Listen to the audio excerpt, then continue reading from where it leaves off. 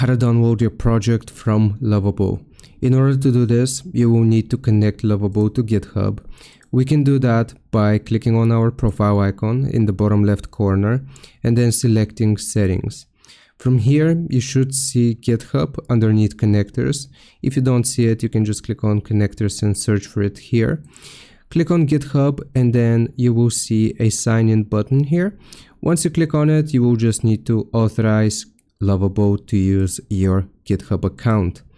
Now, assuming you already have your accounts connected, you will go into the project which you want to download the code for, and you should see the GitHub icon. Once you click on it, it is going to show you this, and now we can just click on configure, or rather, yes, configure and view on GitHub.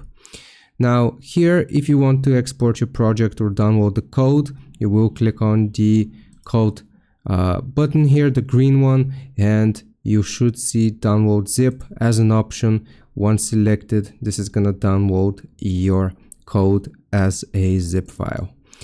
I hope this helps. Leave a like and subscribe. I'll see you next time.